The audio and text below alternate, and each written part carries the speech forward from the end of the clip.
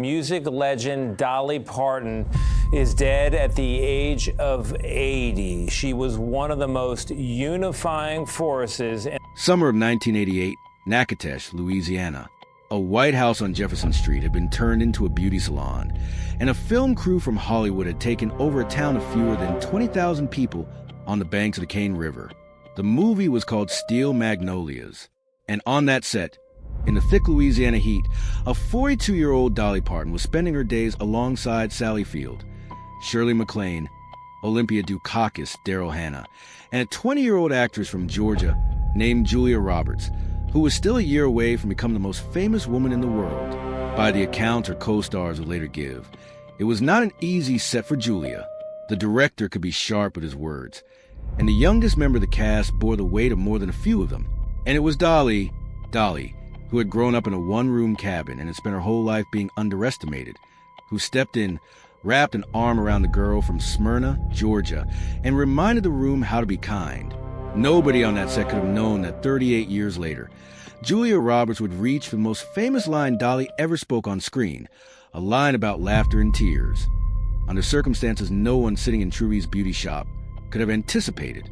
This is a story of how that happened, and why Julia Roberts' tribute to Dolly Parton carried the weight it did. It is built on four things that actually happened. Julia's own words, written the day the world learned Dolly was gone. A friendship between two women that began on a Louisiana film set in 1988 and lasted across nearly 4 decades of Hollywood history. The line Dolly's character spoke in 1989, about laughter through tears, that Julia would one day return to her as a farewell. And finally, the flood of tributes that followed from the people whose lives Dolly touched. In music, in film, in literacy programs that reached millions of children who never knew her personally, but grew up because of her. If any part of the story moves you the way it moved the people telling it, we'd ask you to like the video, because it helps carry these stories to people who need to hear them. Now, let's go back to the beginning of the goodbye, to the words Julia wrote when the news reached her. On August 25th, Julia Roberts learned that Dolly Parton had died at the age of 80. She did not wait long to say something, and what she said was not written like a press statement. She wrote that her heart was in pieces at the news that our Dolly had gone home. The word she chose was our, not the Dolly, not a legend, not an icon. It was a word of someone claiming a friend on behalf of everyone who had ever loved her, and it set the tone for everything that followed. Julia thanked Dolly for every laugh inside that little beauty shop in Natchitoches, Louisiana. She thanked her for her songs, for her kindness to a girl who was 20 years old and terrified, and for giving so much of what Julia called the biggest heart that ever fit inside one person. She was not describing Dolly's career in that moment. She was describing a person she had known for nearly 4 decades, someone whose generosity Julia had experienced firsthand, in the room where it counted, long before either of them was who they would become. Then came the sentence that would be repeated across headlines within hours. Laughter through tears is my favorite emotion. It always will be, now more than ever. It is a line borrowed from Dolly herself, spoken on screen by Dolly's character Truby Jones in 1989, and its power does not come from cleverness. It comes from the fact that Julia Roberts, who has spent decades at the very center of American film, chose Dolly's own words, not her own, to describe the scale of the loss. Not a eulogy polished by a publicist. A plain statement that the woman who taught the world to laugh through its tears was gone, and that the lesson was all that was left. Julia wrote that she would never forget the first time she met Dolly, on that Louisiana set in the summer of 1988, when both of their lives were about to change forever. Nearly 4 decades had passed since that first encounter, and Julia chose to mark it briefly, without turning it into an extended story. She also wrote that she would never forget their last conversation, and that she would keep it, she said, right next to her heart, where she kept everything Dolly ever gave her. This is a boundary worth stating plainly, because it is the honest one. The contents of that conversation are not public. Julia did not share what was said, when it happened, or what it was about, and nothing in the public record fills in those details. What she offered instead was smaller, and in its own way more honest, a statement that the conversation mattered to her, and that she carries it with love. That is all that is known, and that is all that should be claimed. Julia closed her tribute with an image that ties this entire story together. She wrote that somewhere, she liked to believe, a beauty shop had just opened its doors in heaven, and that the laughter coming to them could probably be heard all the way down in Tennessee. It is worth being precise about what that image is. It is Julia's hope, offered plainly and without embarrassment. The kind of thing people say at funerals and firesides across the country. It is not a documented fact about the afterlife. It is a woman telling the public what she wants to believe about where a friend has gone, and choosing to say it out loud rather than keep it private. Word of the tribute spread quickly. Sally Field, who had played Julia's mother on screen and stood beside both women on that Louisiana set, responded publicly within hours, calling Julia's words exactly right. Fans filled the comments beneath Julia's post with their own grief, many of them quoting the same line from the film over and over, until it read less like a comment section and more like a congregation. None of that reaction was manufactured for this story. It happened in public, in real time, on August 25th, as people absorbed the news. What made Julia's tribute stand apart from the flood of statements that followed throughout that day was not length or eloquence. Plenty of tributes were longer, and some were more polished. What set Julia's words apart was specificity. She did not describe Dolly in the abstract terms so often reached for in moments like this. She described a person she had actually been protected by, whose heart she had personally experienced as enormous, whose laughter she could still place in a specific room, in a specific town, in a specific summer of her life. That specificity is not something a documentary script can manufacture. It came from Julia herself in the hours after she learned the news, choosing exactly which memories to name and which to simply hold. To understand why Julia's words carried the weight they did, it helps understand what came before them. Nearly 40 years of friendship that had nothing to prove and no reason performed for cameras. Julia Roberts came out of Smyrna, Georgia, the daughter of two actors who ran a theater workshop out of their home, raised on stage before she ever stood in front of a camera. Dolly Parton came out of a one-room cabin in the Tennessee mountains near Sevierville, the fourth of 12 children, raised by a mother who sang traditional Appalachian ballads around the house. Their starting points were different, their industries were different, and their paths ran on separate tracks for years before those tracks crossed. What connects them is not a shared origin story. It is a single summer in Louisiana, and everything that summer grew into. In the summer of 1988, both women arrived in Natchitoches, Louisiana, to film Steel Magnolias, the screen adaptation of Robert Harling's stage play, written by Harling about his own sister, who had died young.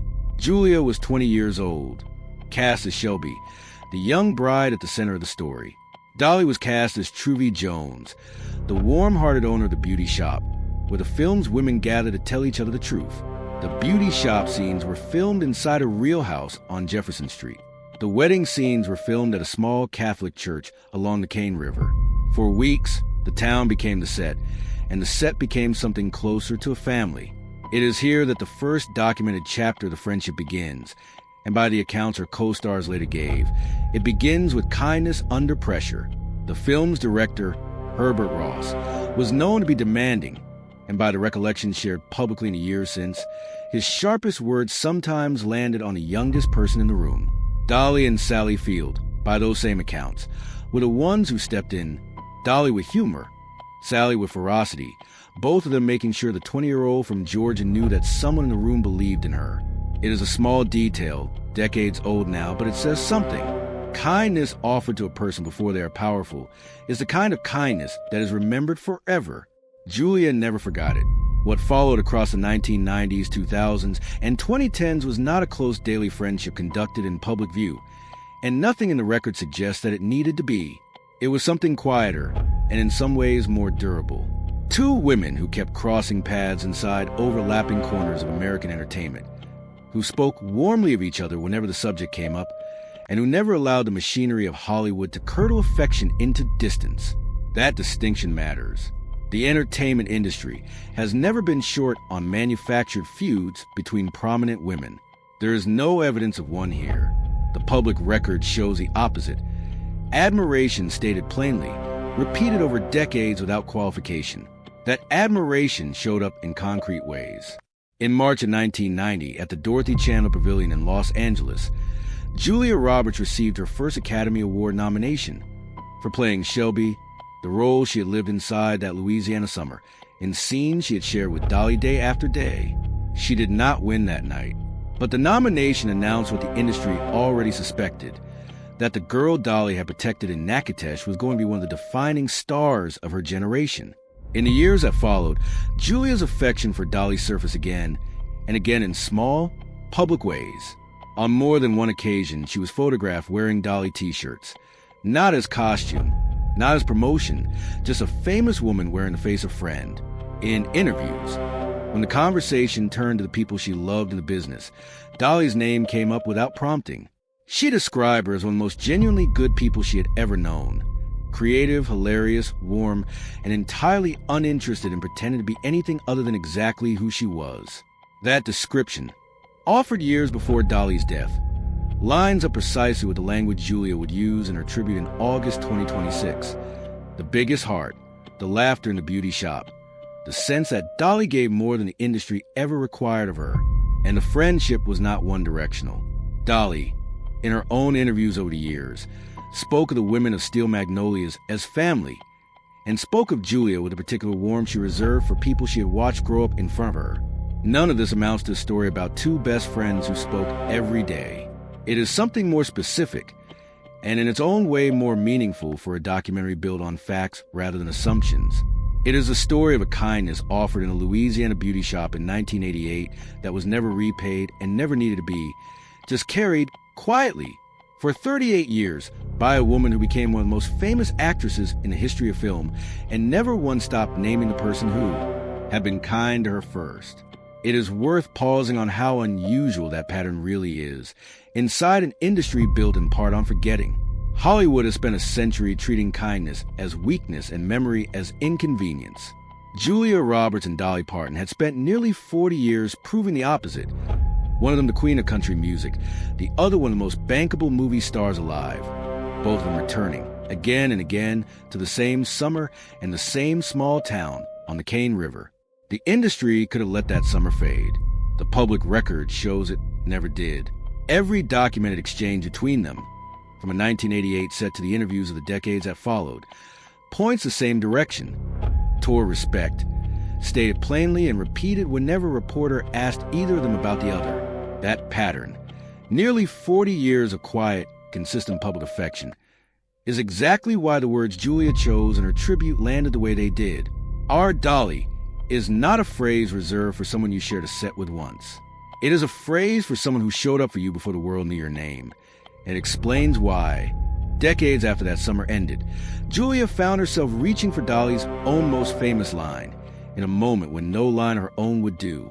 Go back now to 1989 and slow down, because this is the moment that gives the entire story its shape. Steel Magnolias premiered in November that year, and within weeks it had become one of the defining American films of its era. The story it told was not a gentle one. Julia's character, Shelby, a young bride with a fragile body and an unbreakable will, does not survive the film. Her death scene, and the grief that follows it, became some of the most remembered moments in the history of American cinema. And it is in the aftermath of that on-screen grief, in a cemetery, in the company of women who had just buried someone they loved, that Dolly Parton's character speaks the line the world never let go of, as the sorrow of the scene finally breaks into helpless, healing laughter. The kind of laughter that only arrives in the worst possible moment. Truvy Jones looks at the women around her and says it plainly, "Laughter through tears is my favorite emotion." The history of that line is worth stating plainly, because it is not incidental to what happened in August 2026. For 37 years, it lived wherever people needed it. On sympathy cards, in eulogies, on the walls of beauty shops and hospital corridors across the country. It became, in the truest sense, a piece of American folk wisdom that happened to have been written for a movie. And Dolly herself returned to it again and again across decades of interviews. It was, by her own frequent telling, a philosophy she actually lived. Now consider what it meant for Julia Roberts to reach for that exact line on the worst day of 2026. It was not a quotation chosen at random from a long career. It was a line spoken by her friend, in a film about loving someone and losing them, in a scene about grief breaking open into laughter, returned to an author, by the actress who had played the daughter being grieved. The symmetry is not something anyone arranged. Nobody on that set in 1988 knew what the coming decades would hold. Dolly did not know. Julia did not know. What they knew in that moment, and in the one that followed 38 years later, was simpler than any of that. There is also a second layer to the timing, and it belongs to the public record. In March of 2025, Dolly's husband of nearly 60 years, Carl Dean, had died in Nashville at the age of 82. 16 days later, on live national television, the Grand Ole Opry had celebrated its 100th birthday with one conspicuously empty chair, and more than 50 members of the Opry family had sung Dolly's own song, "I Will Always Love You," back to her while she stayed home in grief. Dolly, watching from home, wrote afterward that she had cried enough to wash away a great deal of the pain. At the time, that broadcast was understood as exactly what it appeared to be, a country music institution honoring one of its own during the hardest season of her life. Nobody performing that night knew what would follow 17 months later. Nobody in Hollywood knew either. Julia Roberts, by then living much of her life far from the industry she had conquered, between her longtime ranch near Taos, New Mexico, and her home in Malibu, California, had no way of knowing what the coming months would hold. None of that can be claimed, and none of it should be. What can be said honestly and without embellishment is this: the world rehearses goodbye to Dolly Parton more than once without knowing it. Once in a Nashville auditorium in March 2025, and once, decades earlier, in a Louisiana cemetery scene where her own character taught everyone watching how to survive the unsurvivable. Steel Magnolias was not written as a preview of anything. It stands on its own as a film about women holding each other up through the worst days of their lives. But knowing what came after gives it a second layer of meaning, one the people in that little town in 1988 never intended and could never have predicted. There's a version of the story that leans into that coincidence and calls it something more than it was. This documentary does not take that path. Nothing in the record suggests that anyone involved, not Julia, not Dolly, not the women who share that set, understood that summer as anything other than what it plainly was: a group of artists making something true and being kind to each other while they did it. The fact that it later became something else, a rehearsal in hindsight, for a farewell nobody wanted to write, belongs to the audience looking back, not to the people who lived it forward. Julia's tribute did not exist in isolation. Within hours of the news breaking on August 25th, tributes to Dolly Parton arrived from across music, film, literature, and public life. And taken together, they explained why her death registered as something larger than the loss of one performer, however successful. What follows are the reactions of people who knew her, worked with her, or were shaped by what she built, reported as they were given, without embellishment. The first wave came from the family that film had built. Sally Field, who had played Julia's on-screen mother and shared that Louisiana set with both women, wrote that Dolly had been the warmest heart in every room for the entire 40 years she had known her, and that the beauty shop would never close, not really, because the world had memorized it. Shirley MacLaine, whose turn as Weiser had made audiences laugh and wince in equal measure, released a short statement calling Dolly the real thing. In a town, she noted, that did not always know what to do with the real thing. Daryl Hannah wrote, simply that some people leave and the light goes with them, and that the world would have to make its own light now. Olympia Dukakis, who had shared that same set and died in 2021, was remembered alongside Dolly in tribute after tribute. Fans returned to the film that night and finding that 2 of its 6 magnolias were now gone. Jane Fonda, who starred alongside Dolly and Lily Tomlin in the 1980 film 9-5, and later reunited with her on the television series Grace and Frankie, wrote that she was devastated. She said that more than anyone she had ever known, Dolly would always be with the people who loved her, because she was so present, so powerful, so generous, and so playful that she was woven into all of their lives and hearts forever. From the music world, the grief arrived just as fast. Reba McEntire, who had sung Dolly's own song to her from the Opry stage in March 2025, wrote that she had lost her buddy, thanking Dolly for her love, her music, and her huge, huge heart, and closed with the 6 words Dolly herself had written half a century earlier: "I will always love you." Casey Musgraves posted that the world felt a lot less sparkly all of a sudden, adding that she was glad Dolly was with her Carl Dean. Keith Urban wrote that he was heartbroken and that, honestly, he had no words, a short statement that did not need to be longer to carry weight.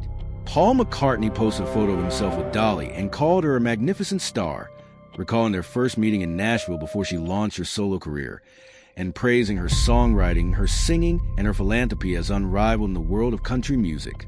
J.K. Rowling wrote that Dolly Parton's Imagination Library was the best contribution to child literacy ever made by a celebrity, calling Dolly a complete, irreplaceable one-off.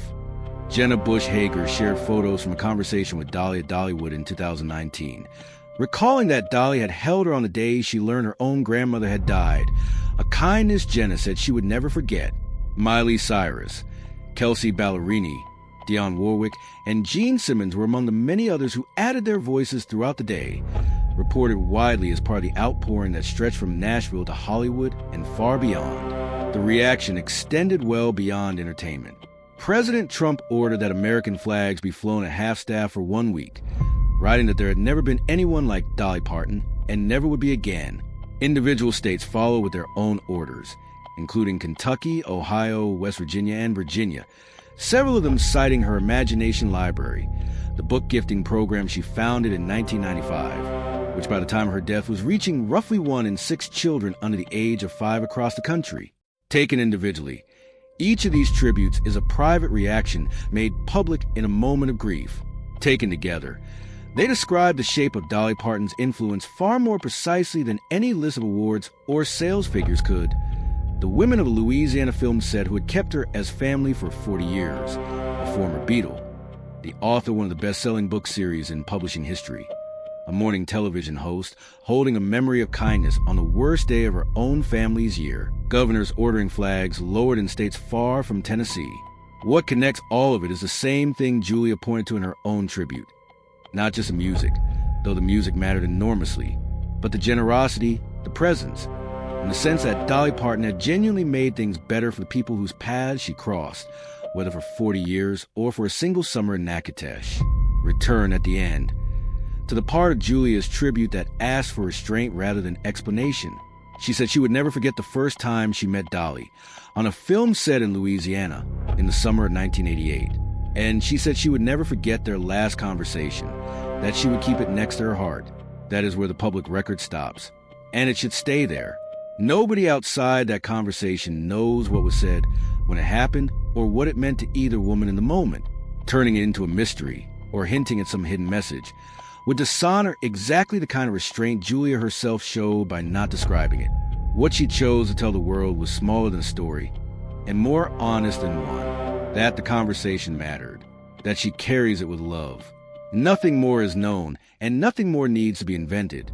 What can be traced clearly, and without speculation, is the shape of 2 public moments that now sit beside each other in a way nobody arranged on purpose. In 1989, in a film about women surviving the worst day of their lives, Dolly Parton's character told the world that laughter through tears was her favorite emotion. 37 years later, writing to a friend who was no longer there to read it, Julia Roberts gave that line back to the woman who had spoken it, and told her it always would be. Between those 2 moments sits the film itself, shot in a small Louisiana town in the summer of 1988, about a young bride who did not get to stay, and the women who learned to laugh anyway. It has been watched and rewatched across generations, quoted at funerals and weddings alike, and become one of the most beloved pieces of American storytelling of the 20th century. On the day the world learned Dolly was gone, millions of people returned to it and found that the line they had been quoting their whole lives had become, all at once, the truest thing anyone could say. None of this was arranged, and none of it was foreseen. Nobody on that set in 1988 knew what the coming decades held. Dolly did not know. Julia did not know. What they knew in that moment, and in the one that followed 38 years later, was simpler than any of that, that the words needed to be said plainly, without decoration, in the same words Dolly herself had spoken half a lifetime earlier, from a beauty shop chair in a town on the Cane River. Laughter through tears is my favorite emotion, said once on a film set, and said again from the heart, by the friend who had been there to hear it the first time, and who had the fewest words left to add.